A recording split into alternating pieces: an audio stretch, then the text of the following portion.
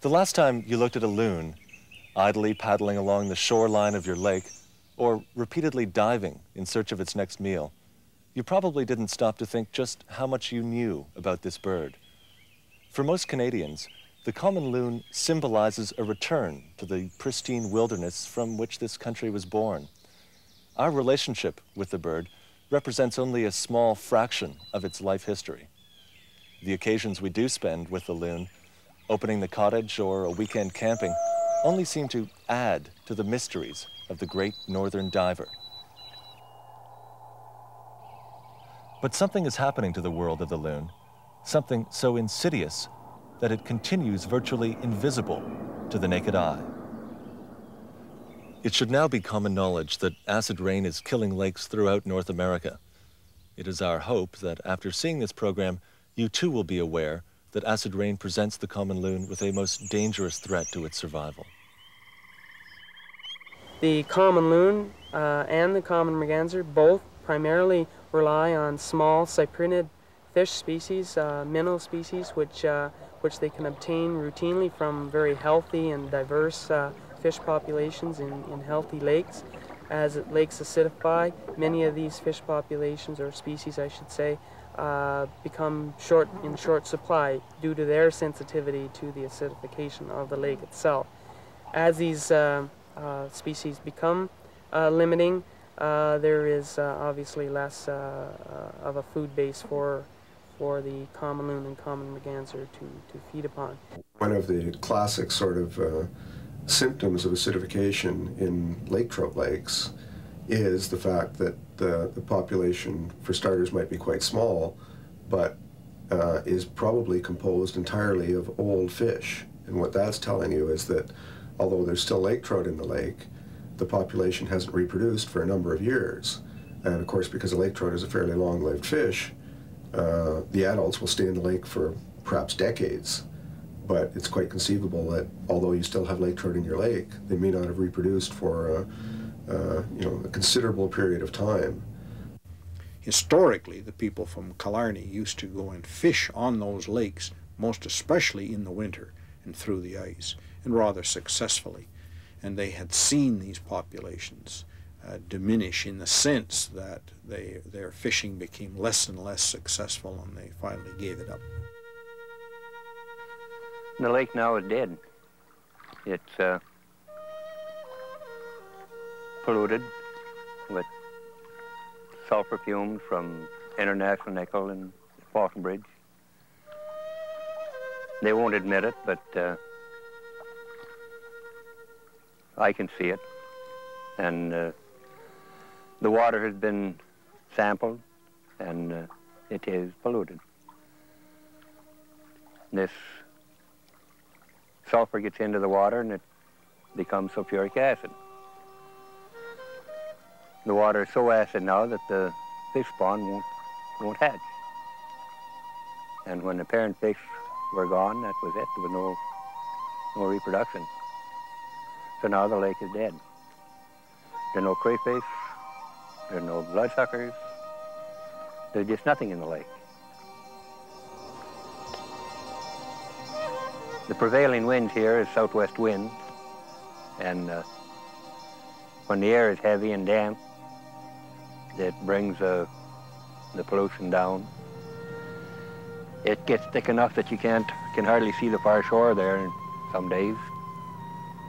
You taste it, you smell it, and it's strong enough to burn your eyes. It's that strong. And now they might tell you that's from the cars or something in town, but it's sulfur smoke. There's no doubt about it.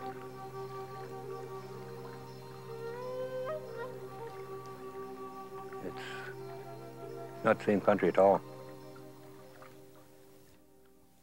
My dad was here since he was 18, and he's 80 now. And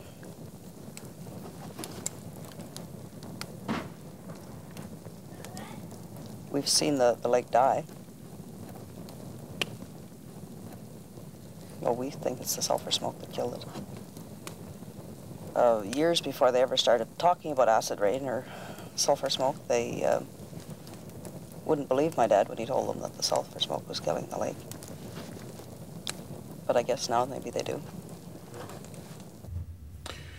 There's no such thing as a dead lake in the strict sense, meaning there's bound to be some form of life in it.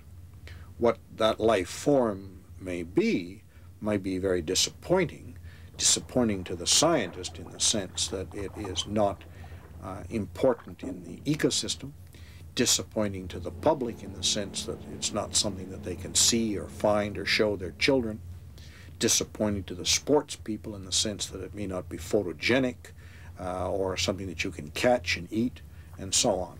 So that, although biologically you still have quite an active lake, it is active in probably a less desirable way.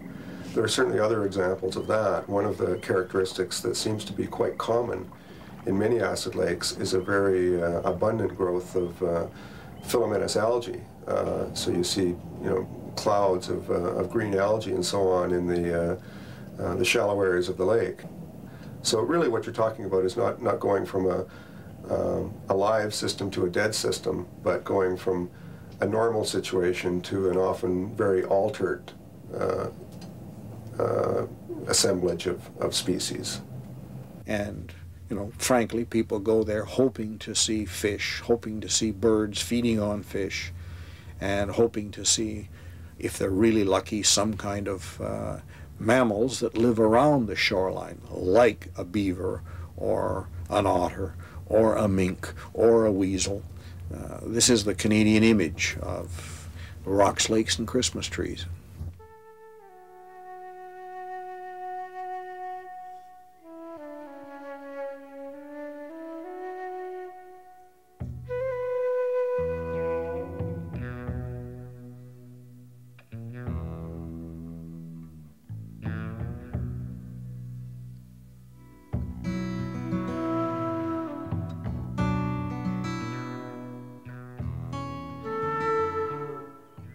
This is a typical loon nesting island, pretty small, maybe 20, 30 yards long, something like that, with the nest really close to the water. In this case, we're here at the beginning of September, and the water is maybe 2 meters away from the nest. Earlier on in the season, the water would have been, say, up to about here. Now, in this kind of nest, they've done a little bit of building up of the nest. It's right in between some bushes here, so it's nicely hidden, very close to the water.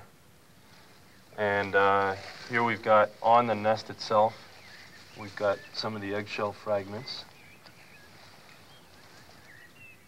which in this case seem to be fairly faded. Very light colored anyway, some of them.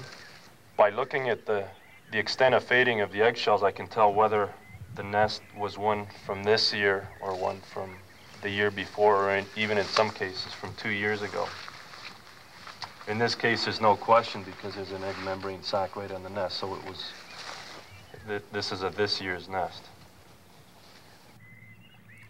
The incubation period lasts from about 27 to about 30 days, whereupon the first egg will hatch, and then within a day, usually the second egg, if it hatches, will hatch.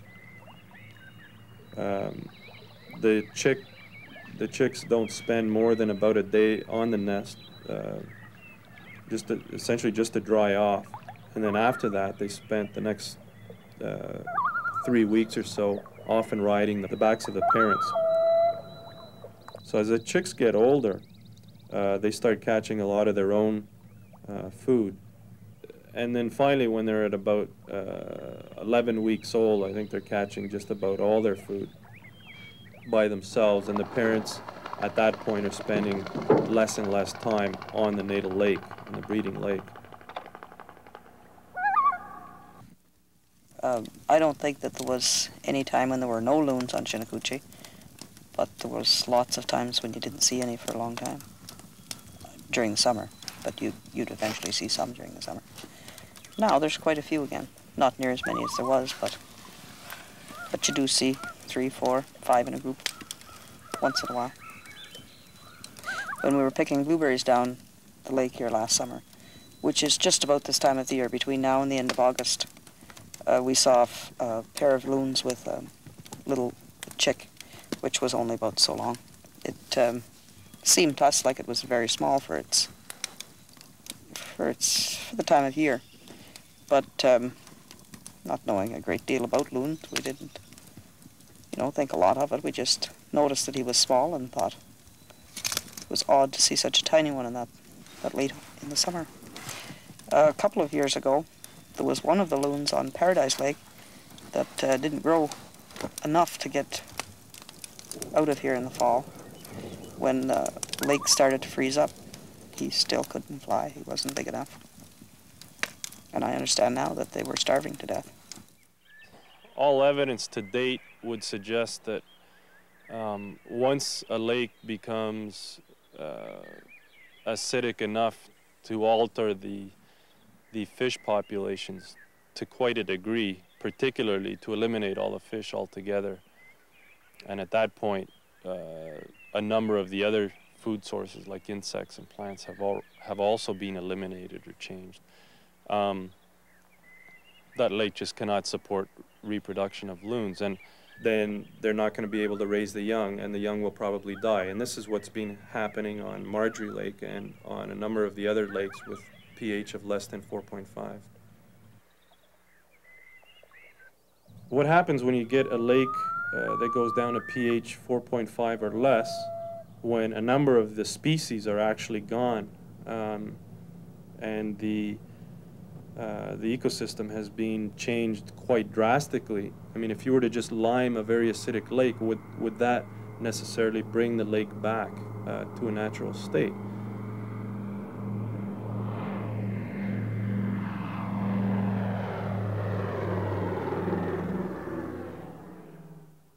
Do you have to simply dump into that lake a number of fish, a number of algae, a number of invertebrates, and hope that they can, between themselves, can sort back the whole situation, and eventually you'll get a normal lake? We don't know the answer to that question. One of the reasons that we have an acid rain problem here in south central Ontario and in southern Quebec is because in the post-war era so many tall stacks were built in the northeastern United States. In other words, even when their emissions held constant, the fact that their stacks got taller meant that a larger and larger fraction of it came into Canada. It makes a big difference how high sulfur dioxide is when it is liberated into the atmosphere.